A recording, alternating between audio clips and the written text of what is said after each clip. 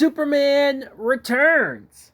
I've had I don't want to say love hate, because I certainly don't love this movie, but I've had an appreciation hate for this movie. It was directed by Bryan Singer, which I know, it's very weird to talk about Bryan Singer. Hell, it's very weird to talk about Kevin Spacey, but we'll talk about him in a minute.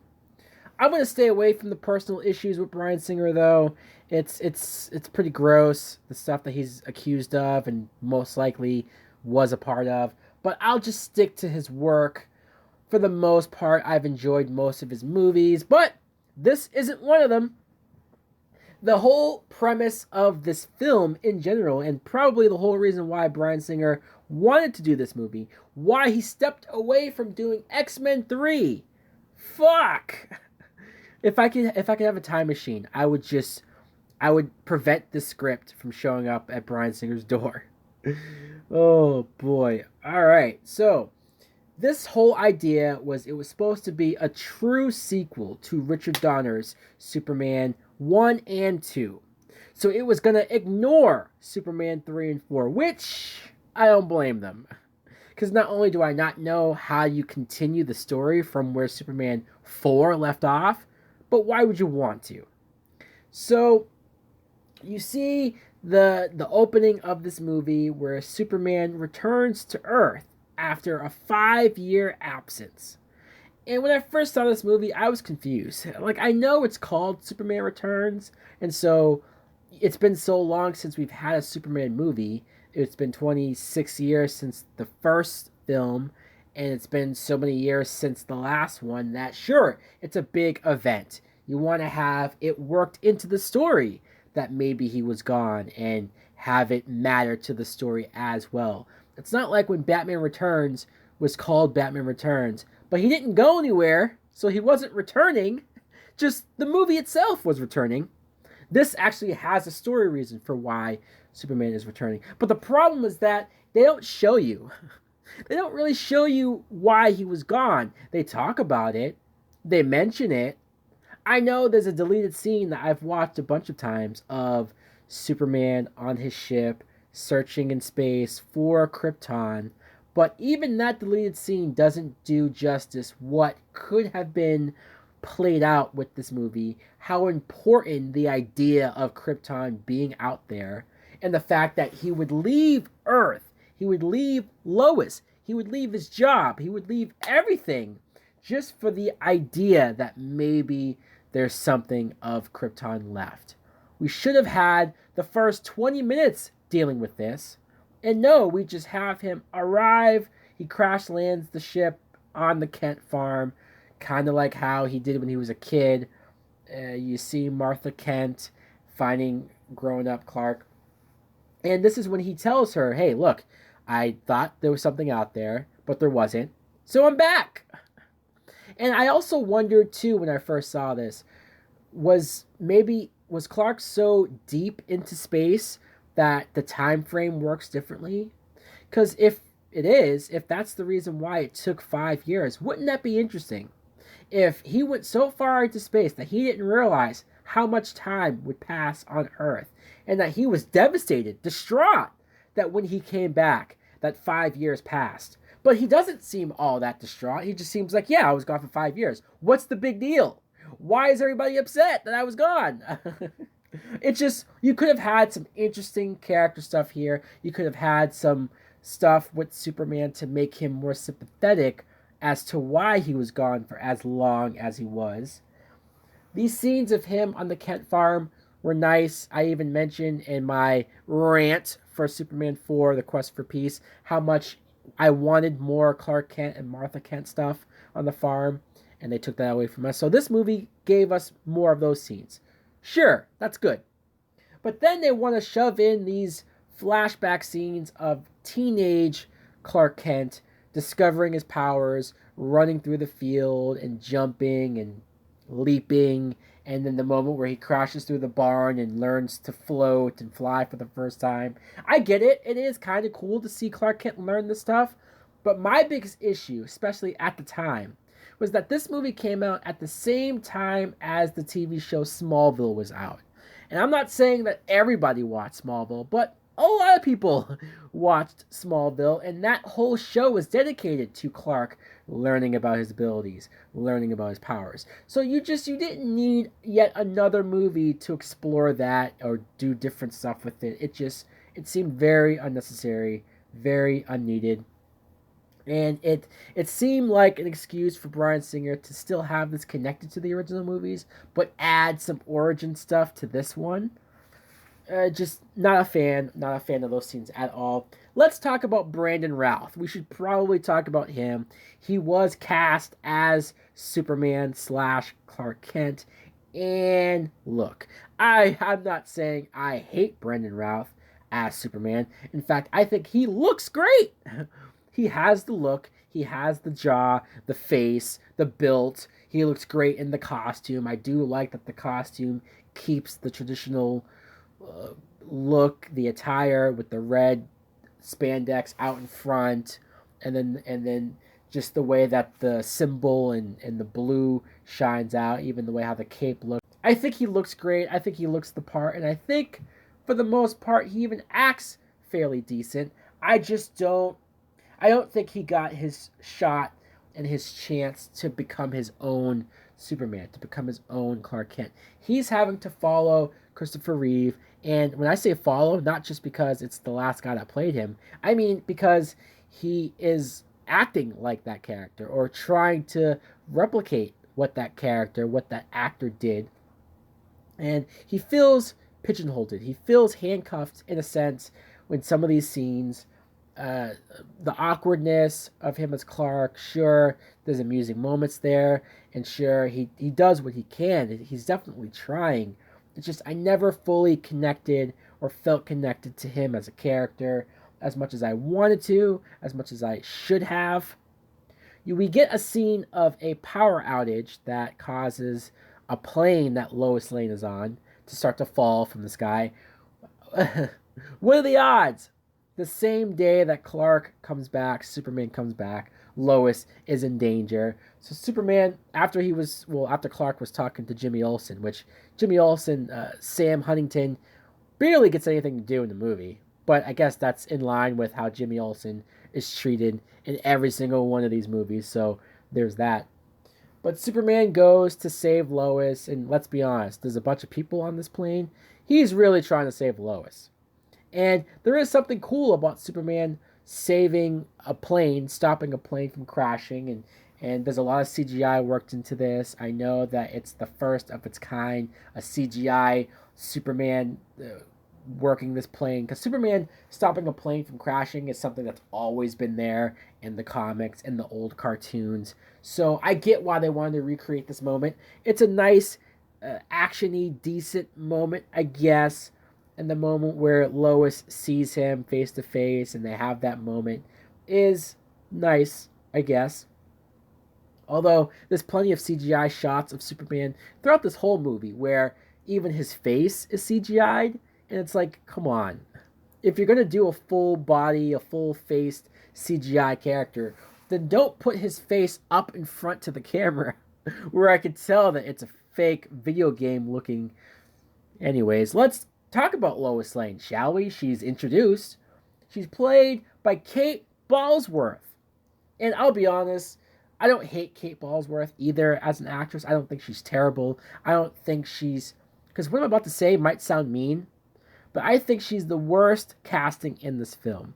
And that sounds like I'm attacking her personally, or that I'm attacking her as an actress and I'm saying she sucks. No, I'm not. She could have played any other character. She could have played in another movie as a love interest, and I would have been perfectly fine with that. It's just as Lois Lane, I don't know. I don't know. I don't buy it. I don't buy her as Lois, but maybe it's mostly because she's supposed to be following Margot Kidder's Lois Lane. She's supposed to be the same age as Margot Kidder's Lois Lane, and I don't buy that either. I don't buy the sassiness that Margot Kidder had that this Lois would have. It's not there. She's very one note, one emotion, one level of line delivery, and just not enough emotion, not enough energy. I don't find any chemistry between her and Brendan Routh. And again, these actors, they're suffering Brendan Routh has shown me that he can be funny, he could be charismatic, and that he could do a lot of stuff and so many things, including Legends of Tomorrow. So it's there. I've seen Kate Bosworth in movies where she shows a lot of range and personality, and so it's not really them. It's just they never should have been cast in these roles. I remember the first shot, the first scene of this Lois, Kate Bosworth, taking a cigarette out. I'm like, you don't smoke cigarettes. Maybe she does, who knows? But I just don't buy really anything that her character would do. She previously wrote an article while Superman was gone called Why the World Doesn't Need Superman. And I do like the idea that Lois would take it most offensive, that Superman would leave, and that he would be gone for as long as he is. And she even won a Pulitzer Prize for this. So, yes, again, that is interesting. And I do also like the idea that in these 5 years, it's not like she's been sitting around and pining and waiting for Superman, or she's never been able to move on. No, she's engaged to Richard. Richard is the nephew of Perry White.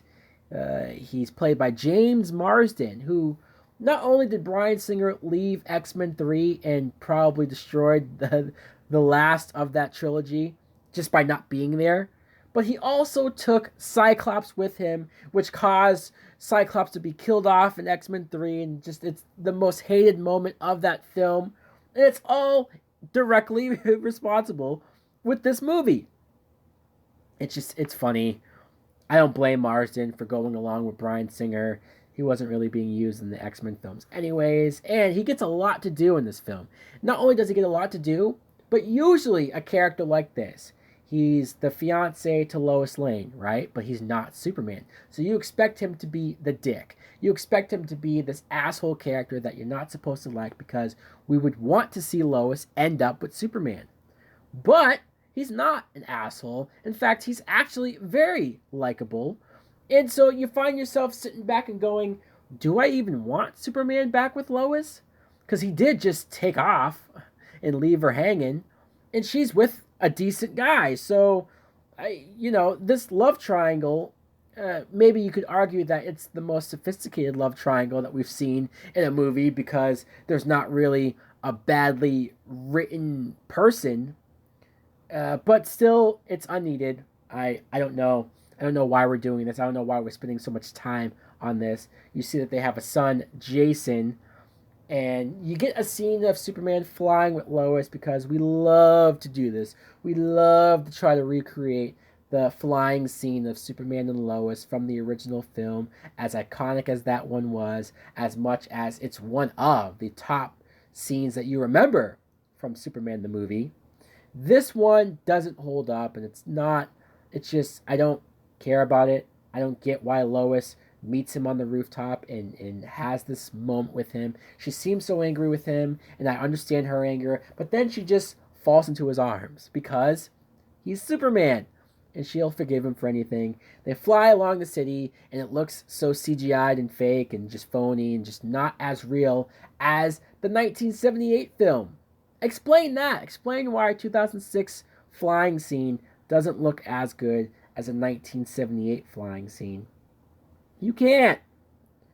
There's even a moment, and this is probably one of the creepiest moments of the movie, where Superman, because he's so, obsessed with Lois, and so upset that she's with another guy, he goes to her house and spies on them. He has X-ray vision, so he sees through the walls of their house. What if he caught them having sex? Would he keep watching? Maybe he would. Sick freak. I don't like this. I don't like that he's eavesdropping on them, because he has super hearing as well. He overhears Lois say that she doesn't have feelings for Superman anymore, so he gets offended and then leaves. But it's just like, dude, creepy. Creepy. Although, if I was Superman, and if I was in love with somebody, and if she was with somebody else, maybe I would do some shit like this too. But thank God I'm not Superman. Let's talk about the main villain, though. Kevin Spacey. Speaking of villains, real-life villains, Kevin Spacey plays Lex Luthor. And I'm going to stay away from Kevin Spacey real-life stuff here, because I do want to mention that I think he's a great actor. I know. It's weird to say. It's even weird to hear me say it out loud anymore, which sucks. Because he's been in a lot of movies that I've enjoyed and that I love rewatching and I'll still rewatch. But you'll never be able to see him without thinking of it. But the idea of him in 2006 being cast as Lex Luthor was one of the greatest castings I thought I ever heard. I loved it. I thought he would play it so evil, so villainous. I mean, this is a guy from The Usual Suspects and from Seven, like movies where he's horrible, a horrible person. So I wanted to see him bring those aspects to Lex. And the first scene you get of him is, well, to put more shade on Superman, to give more of a reason why we shouldn't like Superman. While he was away for 5 years, Lex was able to get out of prison because Superman didn't show up at his trial, his appeal trial. So good job, Superman. It's because of you and your random 5-year absence that this guy got out of prison. Couldn't you have planned your trip around this? Shouldn't you have known the dates of his appeal trial? Anyways, so Lex is able to get out, and he, I guess, marries an old rich woman, and on her dying bed, he signs away her money, takes it for himself, and just takes off. You see him with the wig. I did like that. Obviously, he's supposed to be the Gene Hackman Lex, but I did like that he just takes off the wig, and you never really see him wear it again. And, well, he does wear wigs later on, but for the most part, he's bald.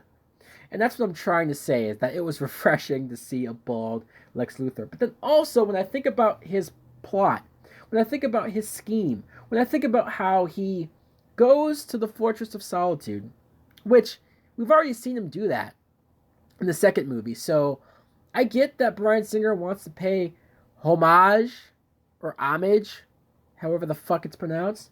But if you're just redoing scenes of the movies that you're saying this is a sequel to, then isn't it just repeating itself? If I watch Superman the movie, and then Superman 2, and then Superman Returns, we're going to be seeing a lot of the same stuff over, and that's not really homage, that's just kind of redoing shit. And Lex Luthor in the Fortress of Solitude interacting with, I admit, it's cool that they brought Marlon Brando back, at least a CGI representation of him, and using the dialogue from the old movie. Like, that was very cool. I did enjoy that. But Lex stealing crystals out of the fortress, it's like, been there, done that. The fact that Superman hasn't moved the location of the fortress after Lex has already been here is quite unsettling as well. And he steals these crystals and he creates this. You see a scene of him figuring out that the crystals will create Kryptonian land for him. So his whole plot is that he wants to use these crystals to grow Kryptonian land so that he has his own land that he can use to buy property and do a bunch of shit. I know that Gene Hackman's Lex did something similar or wanted to do something similar in the first film. He wanted to destroy land and then create new land and take it over and then sell it and do all of this convoluted plan that Lex usually does. I know. If you're trying to tell me that this is the same Lex, then I guess I understand why you have him do it, but it's just, this is your chance. This is your chance to make a Lex that's far more sinister, far more diabolical, far more evil, and willing to do some messed up stuff, but no, it's just more land stuff. I couldn't care less about this plot with Lex. Same old shit, and I'm bored to tears. You see, as Lex is stealing from the museum, he's stealing kryptonite from it, he has his girl, Kitty, played by Parker Posey. Oh joy! We all know how much I love Parker Posey when she shows up in movies. So she distracts Superman in her car, and Superman is too dumb to realize that she's lying or that she's not good. So he saves her, and then Lois Lane. Oh, Kate Ballsworth, I'm sorry that I attacked you earlier and I said that you weren't right for this role, but no matter who would have been cast, and I saw some pretty impressive actresses, including Amy Adams, who thankfully went on to later play Lois Lane. But imagine if she was in this movie, Amy Adams, and just the horrible stuff they have Lois do. Like, for example, Lois wants to investigate the power outage that happened earlier that almost cost her life. So, okay, fine. She's the only one that seems to be caring about it or following it up. But she takes her son and goes to investigate Lex Luthor's yacht. Why in the blue hell does she take her son with her? You're trying to tell me that Lois Lane can't afford a babysitter? Or can't find a babysitter? Doesn't have anyone to watch the kid? There's no way that I'm supposed to sympathize and feel bad for or care about this character after she willingly brings her son to a dangerous situation like this. Of course they get caught. Of course they get held hostage. Of course, of course. Horrible Mother of the Year award. We know who it goes to. So that brings us to Lois now. She's doing whatever she can. She's able to send a fax to her location. And there's a moment when Jason, the son, is playing piano with one of the henchmen, and then the henchman finds Lois with the fax, and he's about to harm her and attack her. And then the piano gets thrown at this guy. And that's when you realize, holy crap, Jason just threw that piano. And so Jason, because even Lex Luthor realizes this, even Jason is the son of Superman. Lex's reaction of, wait, who did you say was the father of that boy? That was actually a crowd moment in the theater of people going, and I know it's probably a little too soap opera-y or too trashy in some ways, because the implications of this reveal it bleeds over on so many levels. But really quick, in this hostage scene, I have to mention the infamous wrong scene that Lex Luthor has. It's so random, but the delivery of Kevin Spacey, it makes that line work, and it totally makes it reusable in so many moments that I've personally used in reviews. So, okay, we see Richard. He goes to save them on his plane. He picks up the three of them, but they end up in this room, and Lois gets knocked out, and the room starts to fill up with water. As that's going on, Superman is in Metropolis trying to save people and stop the destruction from these earthquakes going on. There is so little action in this movie that the most thrilling moments so far have been, I guess, technically the flashback scenes of young Clark jumping around. I guess that's kind of action-y. Superman stopping Lois's plane from crashing. And then, now, almost an hour later, Superman stopping the city and the planet symbol from the Daily Planet, saving people from this. This is all that we've really had Superman do as far as action goes. How underwhelming. And Superman then goes to save the group who were underwater. He saves them, he gets them out of there, gets them onto the plane, they fly off. Okay, cool. Lois is knocked out though, so she doesn't know what's going on.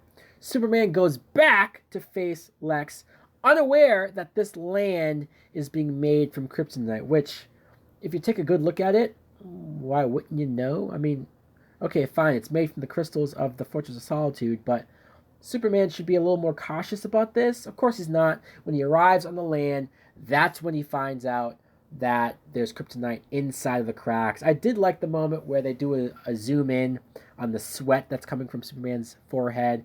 That's how Lex knows that it's working and that he's weak. And then Lex and his goons beat the fuck out of Superman. I mean, this is pathetic. I know it's kryptonite. I know. And I know you have to have Superman look weak at some point to make it look like he's defeatable. But I just have a problem with it being at the hands of some thugs, especially with one of the thugs being Cal Penn, who doesn't utter a word. This is a guy who just did Harold and Kumar Go to White Castle, but yet he doesn't say one funny or, like, there's goofy moments in this movie, don't get me wrong. Why would you cast him to have him not say anything? But in any event, he's one of the thugs who's just beating up Superman and kicking the shit out of him. Lex stabs him in the back in a really gruesome moment. He stabs him in the back with kryptonite and breaks it off so it's stuck into his skin, and then throws him off of the land, or Superman falls off of it. It's still uh, probably one of the hardest moments to watch Superman get his ass kicked in a way like that. Lois wakes up and realizes what she's told, that Superman went back. So she freaks out because she knows about the kryptonite. So she convinces Richard. Poor Richard. He's done everything he can to save his son, to save, well, not really his son, but he doesn't know that, to save his fiance, but yet she's begging him to go back and save her ex-boyfriend. Oy, oy vey. Mind you, he knows the history of Lois and Superman. She's told him everything. So what could he be thinking?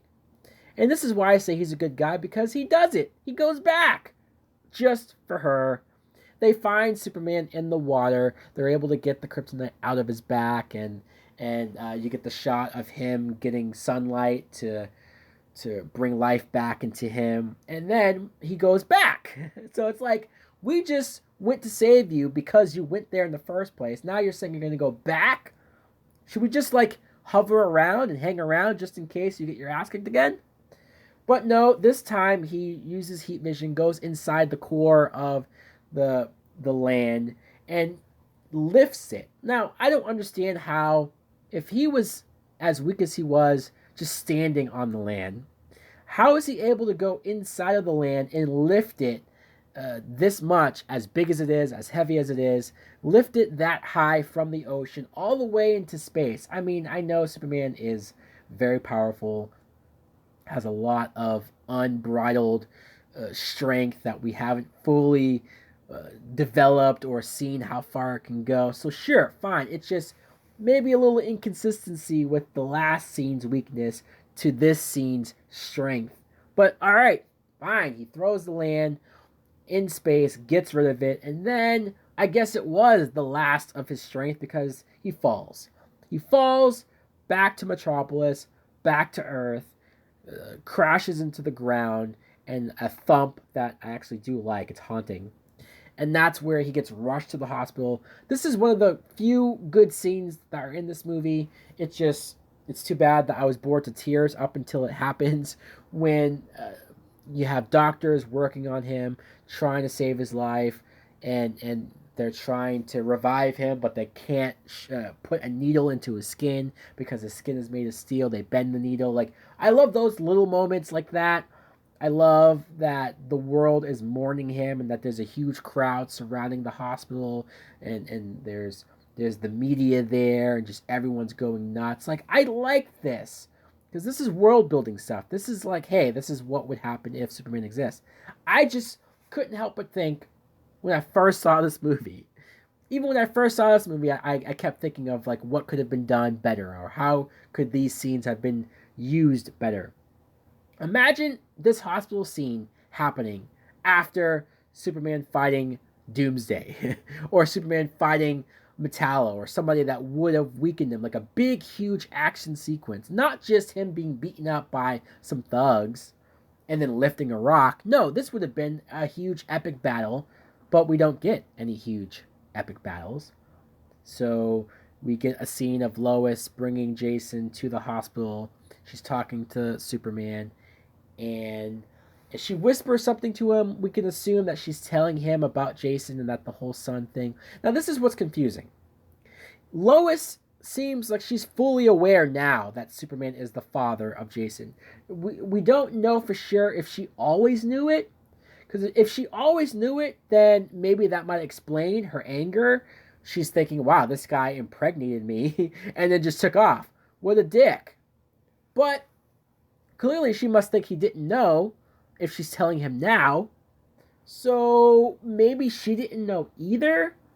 But then at the end of Superman 2, when they do sleep together, but then he gives her the amnesia kiss. So she wouldn't remember sleeping with him. So if she got pregnant and then just assumed that it was by Richard, she should be more horrified. She should have a lot more questions. She should be going to this hospital, and okay, fine, maybe Superman in a coma on his deathbed is not the best time to bring it up, but she should be whispering to him, hey, fella, We have a lot to talk about. Did you date rape me or something? Like, what's going on here? There should be a moment, because there is a moment when Superman wakes up and we just see the staff, the hospital staff, go into the room and everything's gone, the cape is gone, and that's a cool moment as well. But there should be a moment when he goes to Lois and they sit down and talk about this, where he says, "Look, yes, this happened. We were in a relationship. We had sex, and then I took it away from you because it was too dangerous."